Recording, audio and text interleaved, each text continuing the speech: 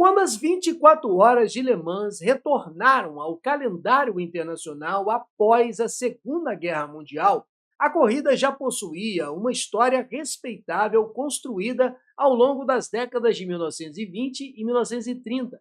No entanto, seria somente a partir dos anos seguintes ao conflito que a prova francesa alcançaria a dimensão que a transformaria no maior laboratório tecnológico automotivo mundial. A reconstrução da Europa criava um cenário em que a indústria precisava provar sua capacidade de inovação, eficiência e desenvolvimento técnico. Nesse contexto, o automobilismo passou a desempenhar um papel muito maior do que simplesmente entreter multidões. As corridas tornaram-se vitrines tecnológicas capazes de demonstrar ao mundo a força industrial de cada nação daquele continente. Para as montadoras europeias, vencer Le Mans significava muito mais do que conquistar um troféu. Uma vitória nas 24 horas da corrida francesa representava uma demonstração pública de superioridade tecnológica, confiabilidade mecânica, excelência em engenharia. Era uma oportunidade de provar seus automóveis como capazes de suportar condições mais severas imagináveis durante um dia inteiro de competição ininterrupta. Pouco a pouco, Le Mans deixou de ser apenas uma corrida importante para se tornar um dos maiores símbolos da capacidade tecnológica da indústria automobilística mundial. E nesse vídeo você vai começar a conhecer a história das 24 horas de Le Mans após o período da Segunda Guerra Mundial. E para conhecer outros conteúdos dessa série especial, muito além da Fórmula 1, que faz parte também do meu livro, que você que é membro apoiador do canal tem acesso através do Discord da versão digital desse conteúdo, nós também temos a versão impressa, fora todos os vídeos dessa série, que você conhece na descrição. Por isso, se inscreva no Fórmula Brum para você não perder nenhum vídeo dessa série e outros conteúdos especiais. Essa transformação das 24 horas de Le Mans aconteceu também porque a pista desenvolveu características absolutamente únicas dentro do universo das corridas de endurance. Ao longo das décadas, outras provas tradicionais construíram suas próprias identidades. Daytona tornou-se conhecida pela velocidade constante proporcionada por seu famoso oval inclinado. Nürburgring consolidou sua reputação como um desafio de sobrevivência mecânica e habilidade extrema dos pilotos. Spa-Francorchamps ganhou, por sua vez, fama pela fluidez do seu traçado e pelas mudanças climáticas imprevisíveis, que frequentemente transformavam uma corrida em uma batalha estratégica. Le Mans, entretanto, seguiu um caminho diferente. A prova francesa tornou-se a corrida de eficiência em velocidade máxima. Essa característica nasceu das próprias particularidades do circuito de La Sarthe. Durante grande parte de sua história, os carros passavam períodos extraordinariamente longos acelerando em velocidade máxima. A lendária reta Mulsanne tornou-se a representação mais clara dessa filosofia.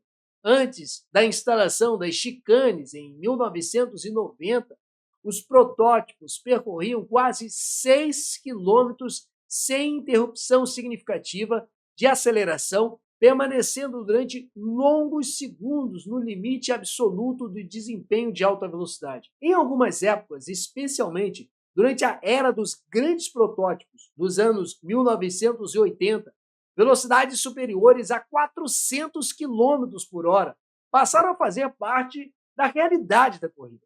Em nenhum outro lugar do automobilismo, os engenheiros eram tão pressionados a encontrar equilíbrio perfeito entre potência, eficiência, aerodinâmica, estabilidade e resistência mecânica. Outro elemento fundamental para compreender a singularidade de Le Mans está em sua própria configuração. Diferentemente da maioria dos autódromos permanentes do mundo, La Sarthe combina trechos construídos especificamente para competições com estradas públicas, utilizadas normalmente durante o restante do ano. Em determinados setores, os pilotos percorrem áreas típicas de um autódromo moderno. Em outras, enfrentam estradas estreitas, cercadas por árvores, praticamente sem guarda-reios durante muitas épocas da competição, e pequenas comunidades rurais à beira da pista. Como resultado, a pista apresenta características variáveis de aderência, superfície e comportamento dinâmico, exigindo dos carros um compromisso técnico e que poucas corridas conseguem proporcionar. Foi nesse cenário que a década de 1950 marcou a entrada definitiva de Le Mans na era moderna do endurance. Grandes fabricantes passaram a enxergar a corrida como principal vitrine automobilística da tecnologia internacional. Jaguar, Ferrari, Mercedes, Aston Martin e a Porsche iniciaram investimentos pesados, cada vez maiores, para competir nas 24 horas de Le Mans, entendendo que uma vitória em La Sarthe poderia produzir um impacto comercial e institucional muito maior do que qualquer campanha publicitária. A disputa deixou de ser apenas esportiva, passou a representar uma verdadeira guerra tecnológica entre algumas das maiores indústrias automobilísticas do planeta. Entre todas as fabricantes, nenhuma conseguiu aproveitar tão bem as oportunidades daquele período de 1950 quanto a Jaguar. A marca britânica construiu uma das fases mais dominantes da história das corridas graças ao lendário modelo C-Type e D-Type. Mais do que simplesmente rápidos, esses carros introduziram uma nova forma de pensar a engenharia aplicada no endurance. Os engenheiros da Jaguar compreenderam que Le Mans exigia soluções específicas e passaram a desenvolver automóveis moldados pelas necessidades únicas do circuito francês. O Jaguar D-Type tornou-se o maior símbolo dessa filosofia. Seu desenho aerodinâmico avançado parecia ter sido concebido especificamente para as longas retas de La Sarthe. A carroceria estreita e alongada reduzia o arrasto aerodinâmico, enquanto a estabilidade em alta velocidade recebia a atenção obsessiva dos projetistas. Além disso, o carro incorporava conceitos extremamente modernos para sua época, incluindo uma estrutura em monocoque inspirada na indústria aeronáutica, algo ainda raro no automobilismo naquele período.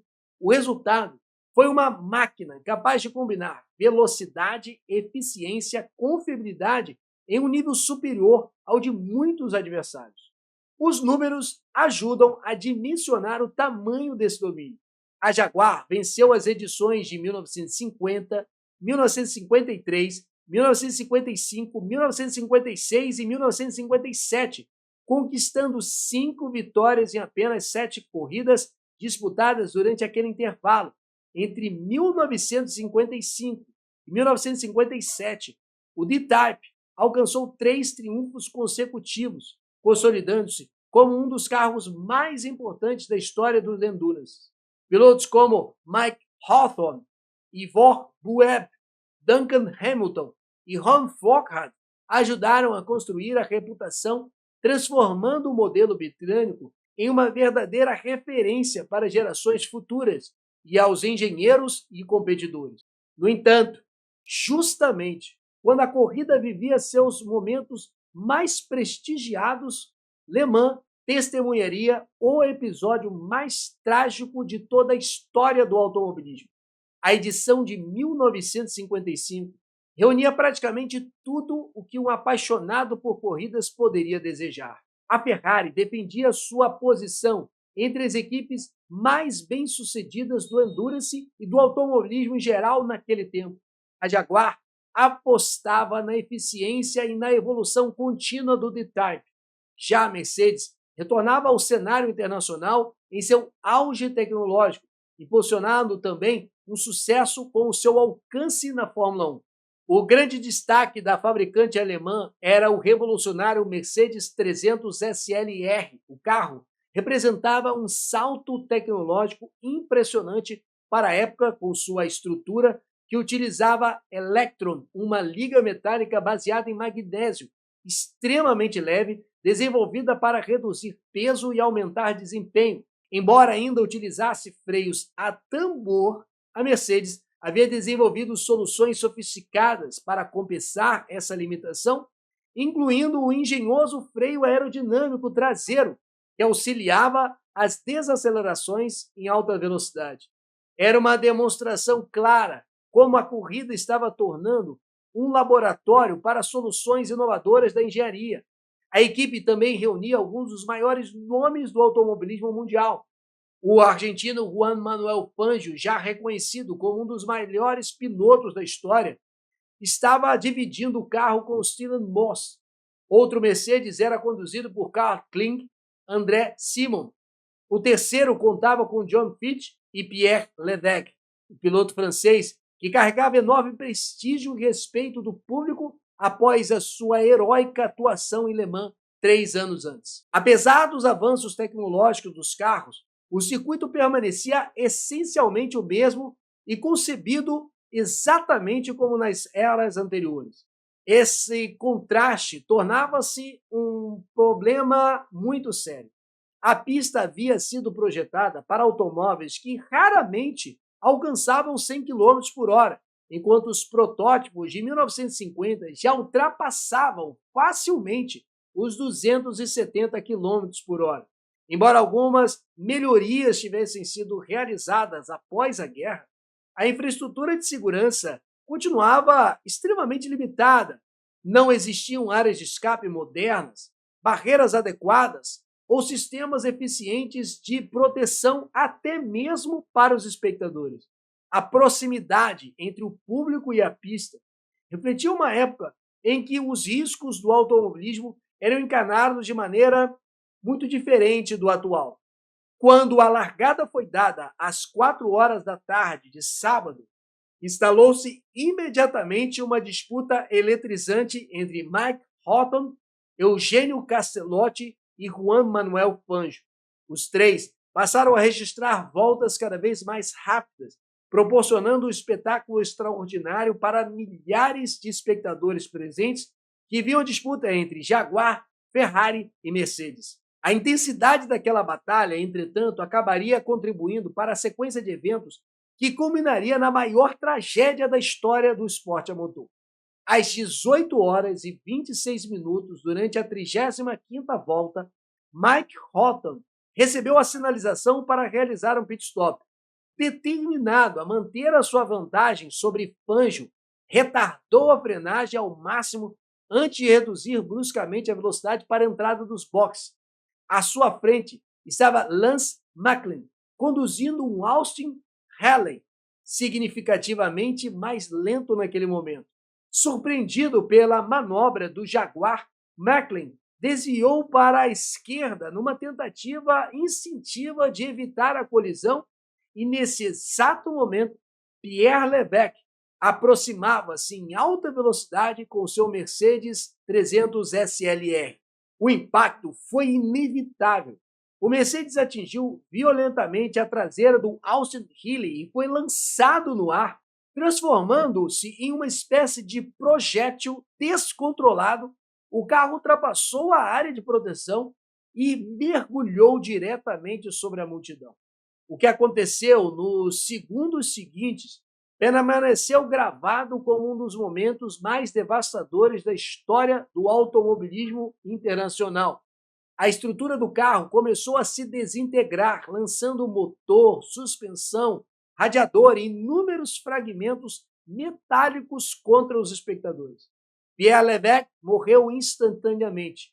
Pouco depois, a carroceria de magnésio incendiou-se violentamente, agravando ainda mais o desastre. O saldo foi catastrófico. Cerca de 82 a 84 pessoas perderam a vida e centenas foram feridas, tornando-se aquele acidente como o mais mortal da história do automobilismo. As consequências ultrapassavam os limites da própria corrida. Diversos países suspenderam temporariamente eventos automobilísticos. A Suíça proibiu corridas em circuitos por décadas. Mais importante ainda, a tragédia evidenciou de forma incontestável que a evolução tecnológica dos carros estava superando a capacidade das pistas de oferecer condições minimamente seguras. O acidente de 1955 marcou o fim definitivamente de uma era e deu início a um longo processo de transformação que alteraria para sempre a forma como o automobilismo encarava a proteção de pilotos e equipes espectadores. Enquanto o esporte tentava compreender a dimensão daquela catástrofe, Le Mans continuaria evoluindo.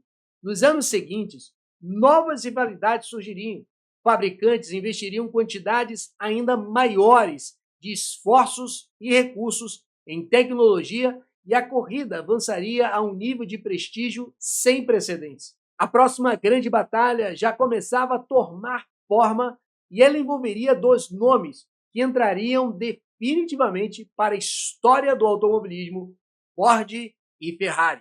Mas essa história eu vou contar no novo vídeo dessa série, Muito Além da Fórmula 1. Eu vou deixar a playlist aqui na tela para você, todos os vídeos estão na descrição e convido você a se inscrever no Fórmula Brum para não perder nenhum dos conteúdos especiais que os membros apoiadores aqui do canal ajudam a gente a criar. Se você quer se tornar um membro apoiador e ter acesso ao meu livro, Muito Além da Fórmula 1 na versão digital, você pode clicar em Seja Membro e participar da comunidade Brum. Muito obrigado por assistir os vídeos do nosso canal.